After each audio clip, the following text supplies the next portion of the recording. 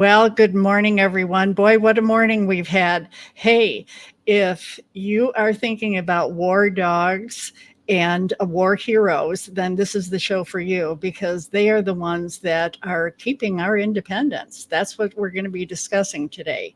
In addition to that, we're going to look at some of the soldiers that the men and women that have come back from war time without their dogs, only to find out that they have PTSD. How are they dealing with that? With the dogs that have been service dog trained to help them and also therapy dog trained.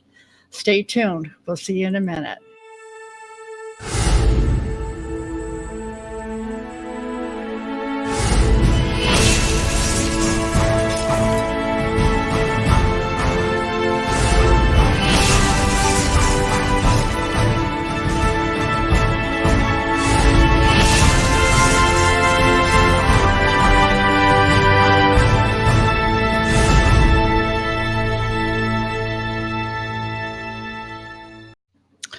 Well, good Good morning, morning. Gaetan. Good morning, Kathy. Good morning, everybody. Happy 4th of July. Yes, we're doing this broadcast so that we can rebroadcast it tomorrow. We had some glitches on Facebook this morning, but that's okay as long the show must go on, everyone, folks. The show must go on. Yes, I wanted to tell you a little bit of something, Gaetan. Yesterday, um, we were supposed to have Chrissy Joy on the show today, and unfortunately, Chrissy's daughter ended up in the emergency because she had a seizure. So, hey, so sorry to hear that, Chrissy. So we had to change the structure, and while I was thinking about how the show was going to go, which was a wartime heroes, originally we were going to do about having safety for pets during fireworks and things like that. But I started thinking about, well, why don't we change the focus a little bit? At the same time, I was thinking, well, these soldiers and in wartime and the independence that they're giving. So I started texting to Gaetan. Well, he had done a video the previous day and sent it to me, and I had never viewed it. He thought I had viewed it when he was looking at my responses. Well, come to find out, I didn't at all. Well, when you see this video, we are so in sync spiritually and connected. We're channeling to each other, and we didn't even realize it. It was such a cool experience. Gave us both goosebumps, didn't it? Yes. She has antenna, by the way. If you don't know, Kathy has antenna. And she's not wearing air. It's antenna. Tons of antennas. Yeah. So without telling each other, I started producing a video about service dog in the army. And I didn't say anything specific to her. It's just doing something in vaguely saying something in that regard. Nothing specific. And I sent the video around midnight. And the next morning, I saw these series of texts sending to me about warrior hero and dogs the hero for the soldier and the soldier using dogs and the dogs protect the life of the soldier and this and that. I said, oh, she saw my video. And she did not. But she read my mind. I did. How connected is that? Seriously, folks, when you have two spiritual people that are also very creative, it only goes to show you what can really be done. So now we're going to start doing things more where I'm going to send him messages and he'll just know for sure. Well, wait until you see the video that he did. Gaetan is known for doing very empathetic and compassionate videos. And I am so proud to have him as a partner. He has done another masterpiece. When you see this, get the tissues now, please. Get them now, because I was boo-hooing myself after I saw it, because it brings home so much. When you take a still picture and you create a video with it, it's very difficult to get emotions out of it. But with the transitions, the music, the storytelling that he did with this video, you will absolutely love it. So I'm going to show it now, if that's okay with you guys. Okay. All right. Gaetan, on your end. Play.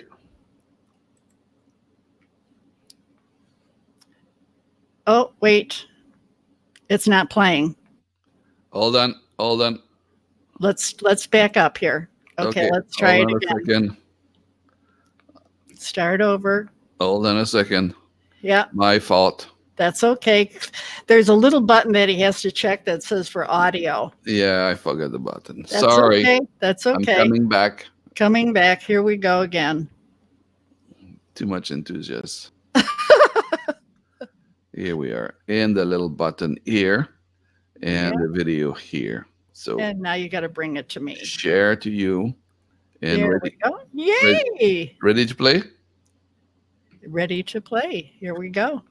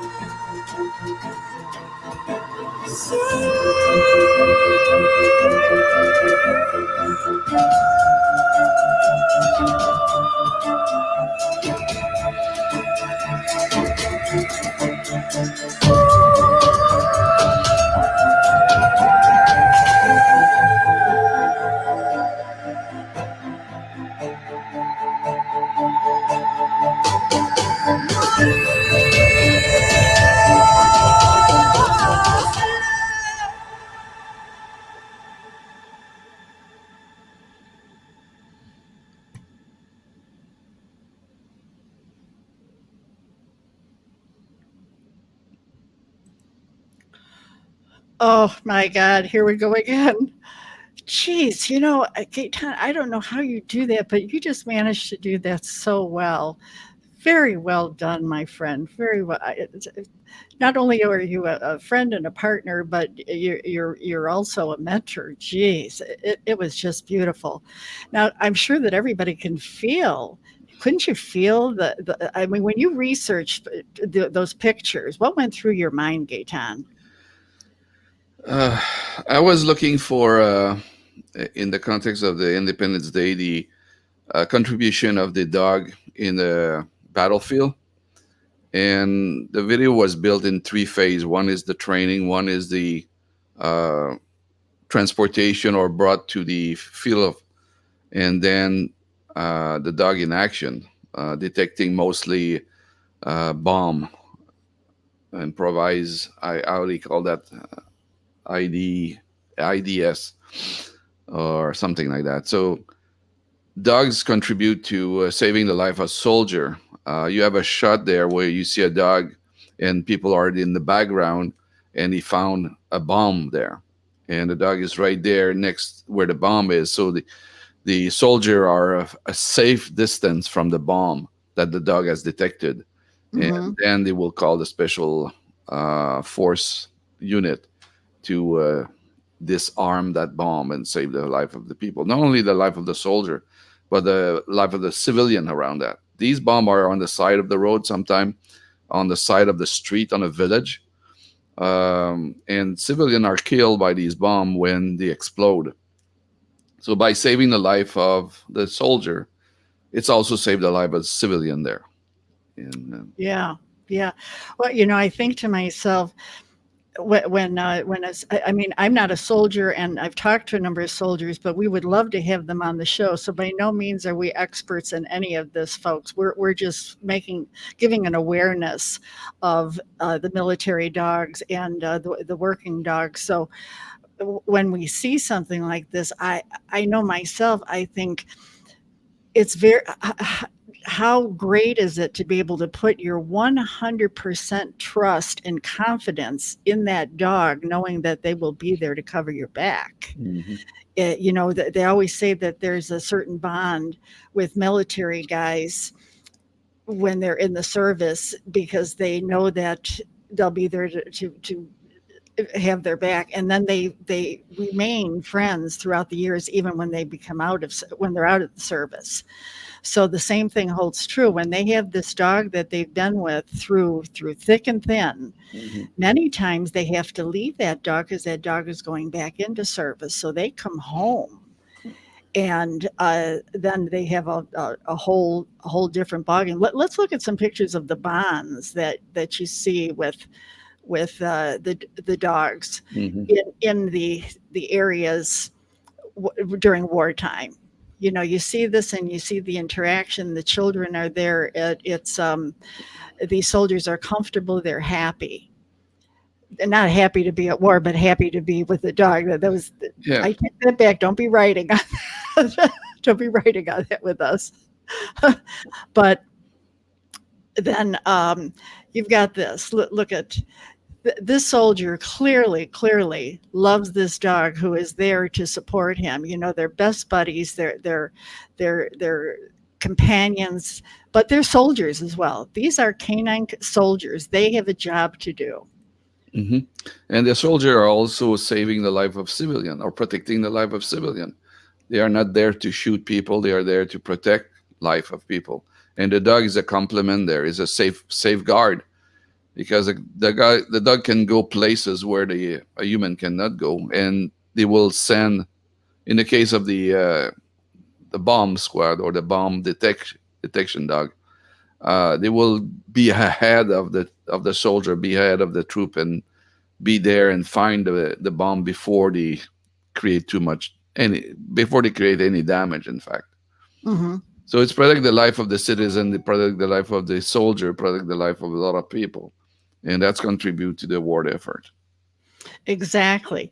And now you see, look at how attentive the dogs are when they're in action, when they have a job to do. And I know that that's true for even service dogs and any dog that has a job. They know what it is. They've been given direction. They've been given training, Mm-hmm. and a lot of it is instinct. But they just know that they're there to protect or to search or to rescue or to do whatever to protect. Like you said, not only the soldiers, but the civilians in the area as well too. Mm-hmm. So hey, kudos off to all of you military people that have risked your lives to help us. And on this Independence Day, we honor you for helping us keep our independence. You are our war heroes. You are the ones that have the blood, the sweat, and the tears on your shoulders. Mm-hmm. You have kept us in a safe place we are. I think we lose sight of how valuable our freedom is and what these wonderful people do to protect us. Yeah. The title of the video is "Thanks for Your Services." I should add also thanks for your sacrifice. Um, Yeah. some die, some are Mhm. victim of the war, severe problem, amputation, injuries, and also emotional distress after the war. Right. So Right. when they come back home, we can talk about the situation when soldier come back home and they happen to have a post-traumatic uh, Stress disorder. Yeah, disorder. stress Yeah. disorder. PTSD, folks. Yeah, PTSD. Yeah, well, And that was Lon. Remember Lon? Lon yeah, had that, right? right. And Lon is a good example of he came back from war. He has a Gander service dog, and he keep doing volunteer work to help other veteran who are suffering from PTSD and other of these difficulty. And what I found in the study or the research I did is, and you can talk about that also, is when the soldier come back home and is reunite either with his dog or with another service dog back home, then things start to improve with him. Right. And now when they come back home, n- they don't even know that they have PTSD. But let's just say the guy that has lost a limb or whatever, his whole life has changed, his family Mhm. dynamics have changed, his whole world has changed, Yeah. and it's got to be very confusing. I think I did have a picture here. No, I guess I don't. Um, it was of a woman that was with her dog, and she was just coming home, and her face was like very confused over where was she at. Hmm. So now they've been in war, they come home, they don't really know their family anymore, and how do you talk about what you went through? I can't imagine that. It's got to be very difficult. But when you are able to talk about it, I would imagine sometimes family have difficulty in comprehending because they really weren't there, Yeah. and they've got to find a way out to do that. Hmm. So I think where this is just my opinion, folks. So if I'm wrong, you got to let me know. If a person were to have a dog, whether it be a therapy dog or a service dog, who is actually providing a function for a vet, because they lost a limb and they're replacing, that could be their eyesight, could be their hearing, could be a limb. Once that has happened, then their ability to be able to depend on that dog is not only for physical help, but the emotional help too, because here's a dog that doesn't judge, Yeah. makes There's no a. judgments. Mhm. I would like to share one example. Not everybody's a soldier, but to have an understanding of the situation with a soldier, I would like to share this analogy. Let's say you travel to Paris and you went to the Eiffel Tower, and you come back to your friend and you say, I went to Paris. I saw the Eiffel Tower. Um, but unless you are there, you have an idea. Okay, you have a picture, or you have an image of, oh yeah, the Eiffel Tower. I saw a picture of it. I know what you mean. But being there is a world of difference.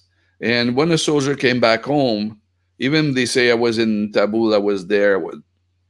Even if you say that, it's nowhere near the experience of being there.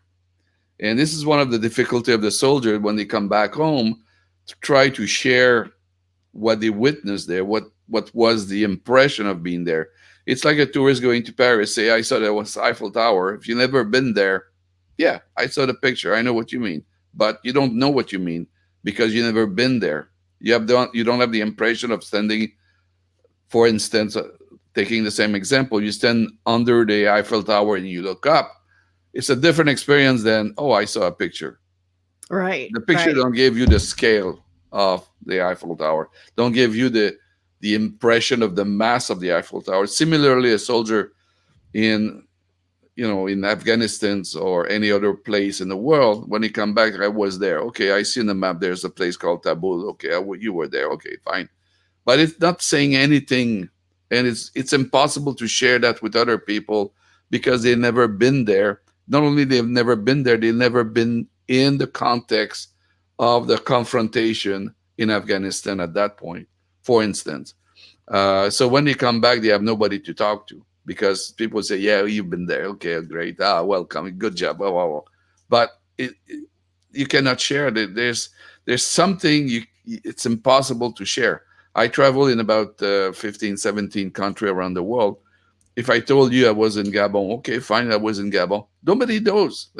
If you're not there, you have no impression about what the Gabon is.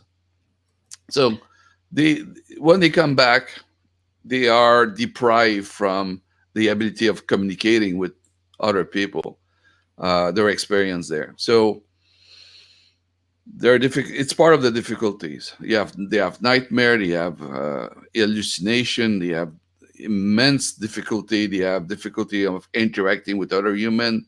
Pain. Pain, that's the minimum we can say there. Right. So some of them, when they get in touch with the dog and they have this communication with the dog, it's kind of a silence communication with the dog in the sense that there's some emotional relation with the dog that you don't have with other living people.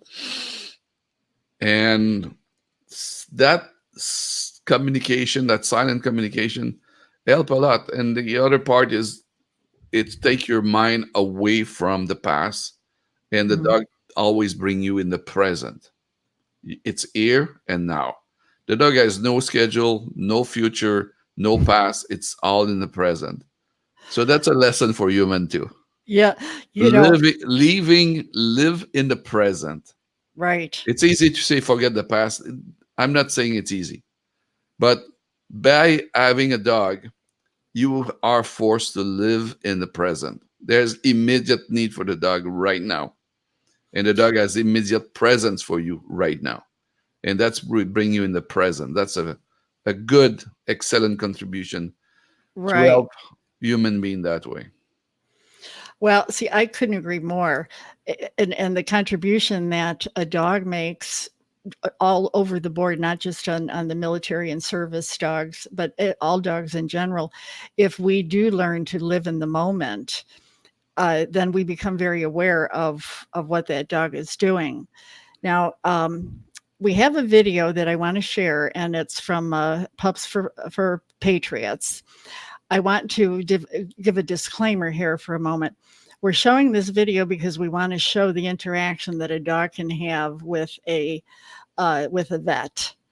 We're not endorsing any organization. However, we do support those organizations that breed for specifically for service dogs and like CCI. And we support those organizations that also rescue dogs and use them to become working dogs. So we're not endorsing this in any way. So just wanted to put that out there so that we don't hear about it later on. Okay, I'm going to share the screen here a second, and we're going to watch this this video. And Gaetan and I will. Be quiet.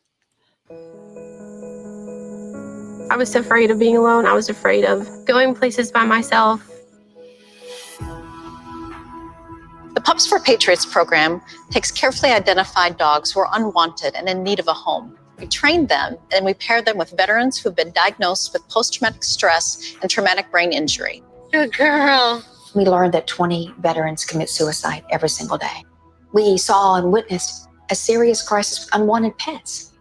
The moral imperative was to save lives on both ends of the leash. Everything that PTSD strips from you, these dogs help to give back. We always knew PTSD was a hidden illness, something that no one's ever going to see except you, and you really hope that no one else ever sees it. And now we are exposing that.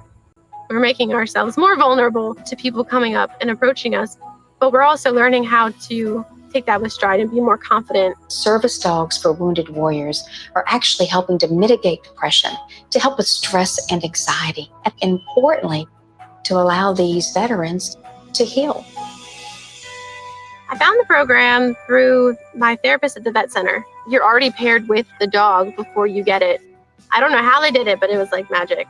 We teach them blocking and grounding. We can teach them to alert the veterans when they're, having anxiety. She'll be aware right when I need her to be aware, or she'll block and I didn't even ask her to block. I love that.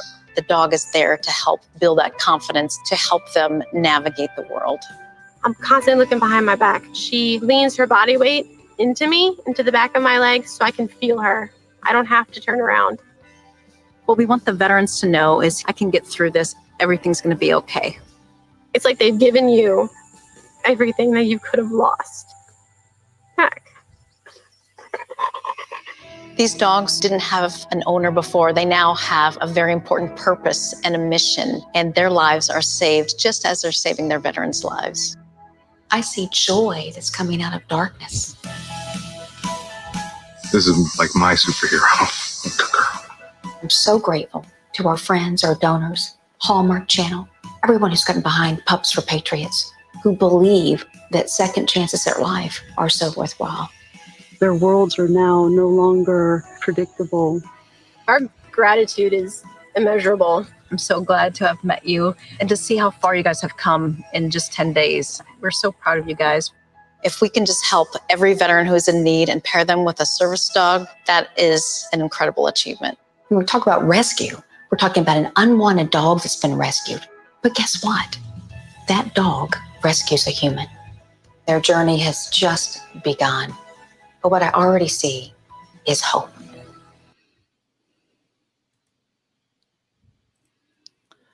Wow. Wasn't that good? Yeah, it is very good. We have a 4th of July is supposed to be a day of celebration, but today we put the accent on the hero and the soldier and the people who service, the servicemen and women who help to keep this nation independent. Yes, and they have we have the fireworks, and we know that the Declaration of Independence was signed and all of that, but without protection, without us being safe in a world where there's a lot of unsafety, it gives us a good feeling to know that we're part of this wonderful planet. So now with that, I also want to add that, hey folks, please remember that be considerate about the fireworks tonight, because someone in your neighborhood is scared of fireworks, and that's a dog. Dogs do not like fireworks, and you may lose a dog. That's one of the best, that's one of the biggest times of the year where dogs will book because they're frightened, and they go a long way. They don't know how to get back home sometimes, and that's when the shelters get bombarded. So if you do lose your pet, make sure that you're organized and that you have a system in place to be able to help you to get that dog back. Just be cautious now so that doesn't happen. Make sure you have a leash. If you don't have to bring your dog with you anywhere, just leave them at home. They may go under the bed. They may be scared over it, but whatever, just let them know that everything is okay. Some people use the thunder suits. Some use different ways of helping their dogs, but just know that they they're scared. They're scared. They don't like the fireworks. So with that, we want to thank you for being on our show. Thank you, everybody. Thank you for watching. Tell your friend. Okay, we will see you soon. Bye-bye. Thank you. Bye.